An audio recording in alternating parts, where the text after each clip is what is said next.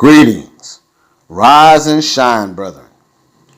We are the World Global Reset Restoration Network family, comprised of 198 sovereign nations with over 7 billion sovereign principles, being of one mind, one heart, and one spirit, walking together under the divine principles of love, truth, peace, freedom, and justice. I come to you as a voice in the wilderness to introduce to you a man. No, not just any man, but a man sent by Yah Allah to redeem mankind.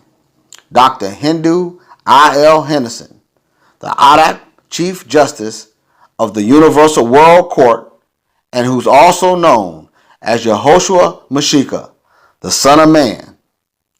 The information that you will be receiving in this and other videos you won't get from anywhere else on the planet.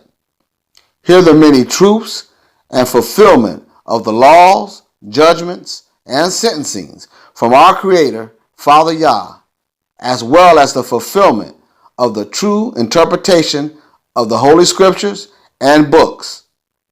Now, without further ado, Dr. Hindu I.L. Henderson with his beloved host, Shelley Bowling.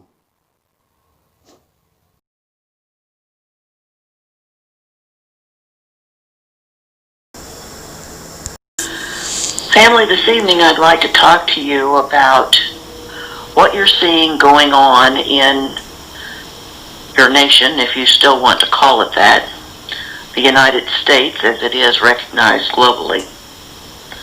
However, recognized as not being a nation, as all of the nations have now done their homework.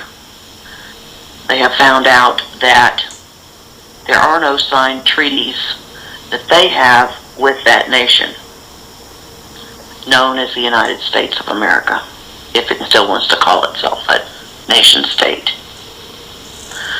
But there are things going on right now on this land that, for those of you that have eyes and can see and ears to hear, I'm sure that you are noticing it. For those of you that still are asleep, that don't have eyes to see or ears to hear, I would like to show you some of the symbolism so that maybe you can wake up and, as we say, smell the coffee. The Universal World Court, Dr. Henderson, as the Son of Man and the Chief Justice of that court, and the 198 nations are now implementing ecclesiastical law, which are God's laws, the 613 laws of Moses, common law, and international law. The ecclesiastical law is known as land law. Mankind was created out of the land itself. When Father Yah Allah created man and breathed life into him, he used the very soil of this planet to do so. So we came from the land, and we are governed by land law according to Father Yah Allah. And as we have come back to our sovereignty, which was never truly lost, but simply infringed upon so that we could not totally govern ourselves under Father Yah Allah. So now we have come back to what Father Yah intended from the very beginning. And this has been done through the Universal World Court via the Son of Man and those working with him, and the 198 nations. Now, the last few days we have been seeing on the TVs the Republican and the Democratic convention. Now, to be honest with you, I've not watched either one of them because, quite honestly, I don't have a dog in the fight. I'm not part of their system because I am an indexed sovereign principal.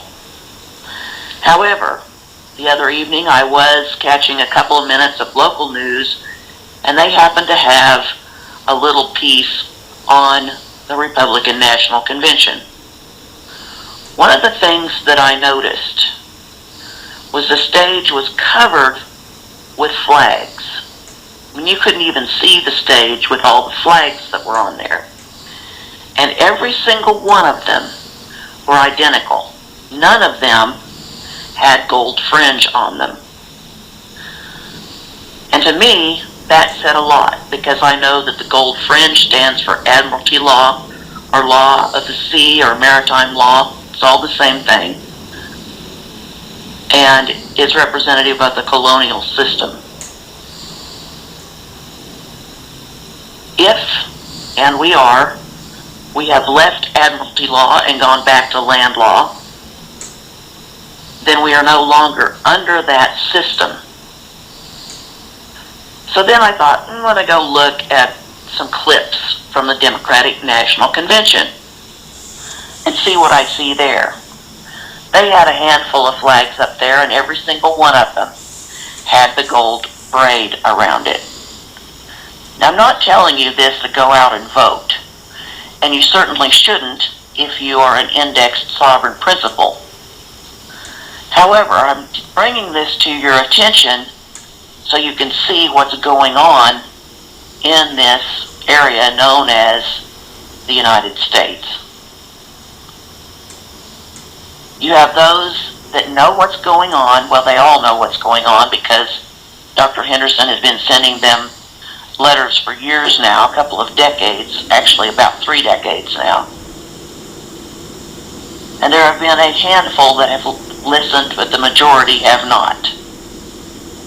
However, what you're seeing now symbolically is something that you should take note of. Again, not because we're encouraging you to go vote, because neither party truly exists. It is simply smoke and mirrors for a corporation that no longer exists, and a government that never truly existed because they never truly had any treaties with the indigenous on this land.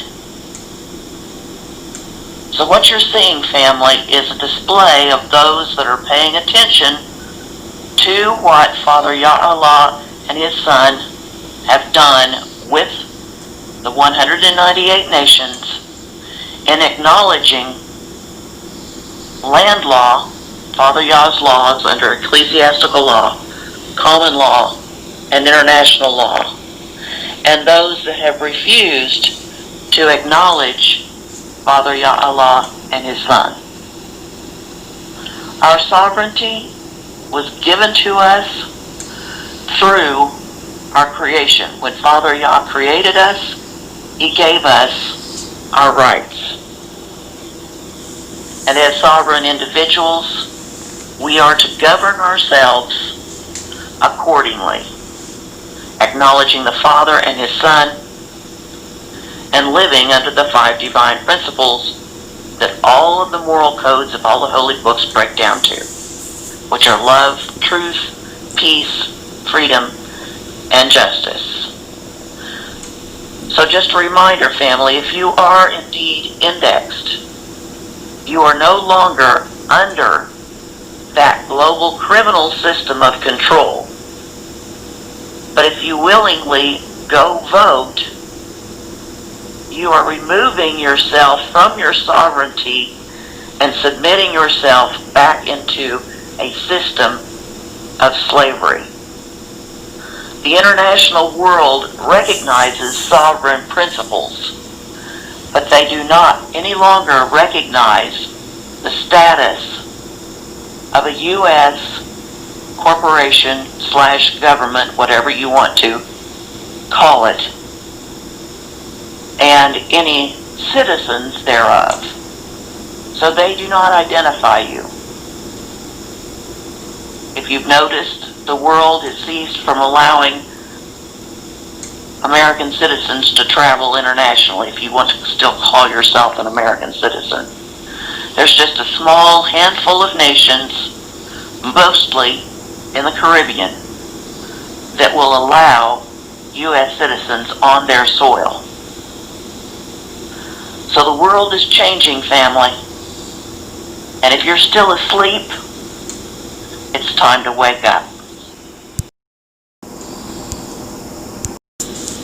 And everyone now that goes out and support Mr. Joe Biden, I say you will be your worst enemy, because you will realize that you would have placed nothing more around your neck than another yoke in which you will not be able to bear.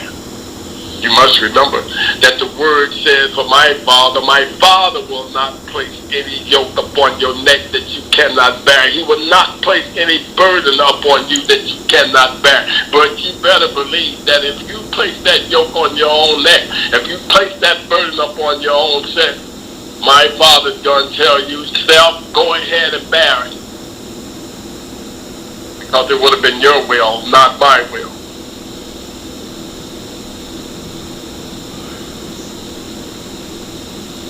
He shall judge between many peoples, and rebuke strong nations afar off.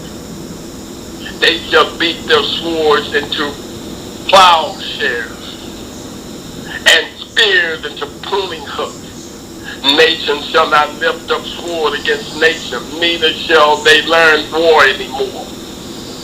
But anyone and everyone which shall sit under his vine and under his fig tree, and no one shall make them afraid.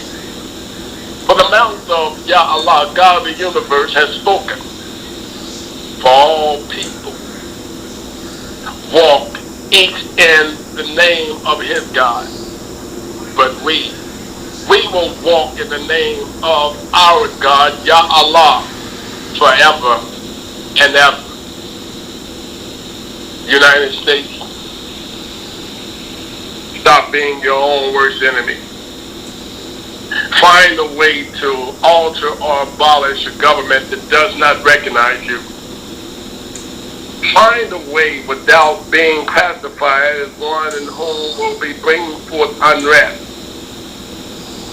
Find a way without being one that will be classified to be a terrorist or a traitor. Find a way to be one that will not be classified as some would-be so-called anti-Semitism. Find a way to be able to convince them that the true Hebrew Israelites of the universe cannot be interchanged with those in whom they deem to be Jews, and the Jews are not the Hebrew Israelites of the universe, and that they are not the children of the only true God and the only God of the universe who created the heavens and the earth. They are not his children. You think you're going to be saved by the Democratic Party? Let me help you out. As a matter of fact, all the nations can't wait until Joe Biden takes the White House so they can take over Joe Biden's life and yours too. They already have a plan. No, I'm not trying to put you in fear. I don't have to worry about it. You got to remember that I'm part of those that are part of the 198 sovereign nations. They already recognize who I am. They already recognize what I'm doing. They already recognize that I refuse to be classified with any party of something that is known as some so-called United States of America, which has not yet even proven to the United Nations or anybody else that they have a true title of whom they say they are, based upon affiliation of classifying themselves as a nation. So I have to live a little bit, at least, concerned with what's going to take place with the United States of America. That's not my concern. That's those of you who are still walking around voting. That's for those of you who still are walking around believing that you need to latch out against one known as Donald J. Trump, and you need to tie yourself along with the rest of the would-be slaves and follow Joe Biden into the would-be ark of what is going to save you from the rain and put you direct smack into what would be known as a big glob of mud. So you go right ahead and follow it. No, I'm not trying to change your vote to would-be Donald Trump. As a matter of fact, I'm telling you to stop voting. But you got to do something greater than just stop voting. You got to speak out. You got to speak out. You don't have to go out there and march. No. You don't have to be classified as unrest. You just have to be those that don't vote. And you have to let the vote be so least that it ties Donald Trump to Joe Biden to the point that they're going to be like Al Gore was screaming and crying that he was tied with George Bush. You got to put it back there once again. And believe it or not, right now, if everyone who said that they were not going to vote for either party didn't vote, those two parties are going to be so tied at the lowest number that could have ever been imagined when dealing with something that is known as the government for the United States of America. And all the other nations are paying attention. They're watching your polls more closer than you are. They're watching your voting polls closer than you are. You want to know what gets America in trouble?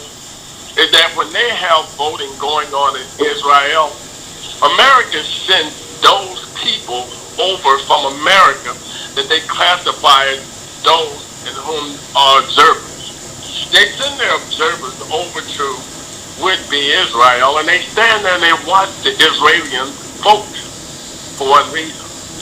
Anytime they begin to see where the Israelis are voting for a leader that is not going to benefit them, they change the vote. Wow. You call that what? Who's violating the elections? Now we know, right? No, they're not the only ones that find themselves violating your elections. They're not the only ones that find themselves getting into your elections. But America does the same thing, and even much so. America goes to every nation on the planet, and they get involved by colluding with one side or the other in order to get that particular person in office, that they might be able to handle that person, where they will be able to benefit off the back of those nations while dealing with their leaders in a condition where they will bring that leader to America, give him a nice high-rise house in the Hamptons, or place him in a nice would-be high-rise in New York City, or they even send him to whatever state he wants to go to and put him in some of the greatest homes that they could have ever built. They give him the nicest car he could ever drive. And you have to understand, while you're trying to drive a certain would-be so-called Mercedes, whether it be a coupe or a sport, while you're so busy trying to drive a BMW, whether it be a coupe or a sport, they're trying to drive a Cadillac. They're trying to drive something that's built by General Motors. Stay with me so you understand the difference in what's going on here and why it's so important for you to understand that when they start telling you that there's election fraud and they tell you that supposedly Russia is invading your elections and they're part of the reason why some such leader or such leader didn't get voted in the White House, it's a straight lie. What's happening is they're doing the exact same thing, and they're just having someone come back and repay the same respect. That's what's going on. The reason I'm telling everyone this is because I know for a fact the majority of you are voting, even though you're saying you're not. The majority of you are already registered to vote. Let me tell you something. This is a real organization that I'm working with. The United World is a real organization. Again, I've explained to you before, they're not a group of men who walk around with briefcases and only meet every annual or semi-annually in New York City. That's not them. The United Nations is a real group organization of people. And they have the ability to check everybody's records on the planet. The computer that sits in what you believe to be in Switzerland and is known as the CERN, it has the ability to be able to show us the numbers of people in the US of A who are truly registered to vote and that are still voting. It has the ability to show us by name those people who are still voting. What do you think? You think you vote in private where you got the little bitty curtain that's pulled over you that nobody knows that you took a vote and they don't know who you marked and voted for? Get over yourself. Stop it. For we find you sitting around believing that they had to count all the hanging chads before George W. Bush became president. Stop it. Stop it with that. Because we know for a fact if you believe that, you're willing to believe what you're believing now, which is nothing more than, again, manipulations of lies in which you yourself keep finding yourself voting and putting yourself in death and harm's way. Death and harm's way is what I said. Because right now, you're not a concern. Matter of fact, you are one in who they believe to be in their way. They got a date with destiny. Right now, they believe that they have what they believe to be a vaccine. It's not a cure, but they believe that it's a vaccine that can at least protect them for the coming time in which they're going to need until they can develop a much more effective vaccine for the coronavirus. But listen to me, Americans, you citizens who are voting. They only believe that they're going to have so much of it, so many of them, you know.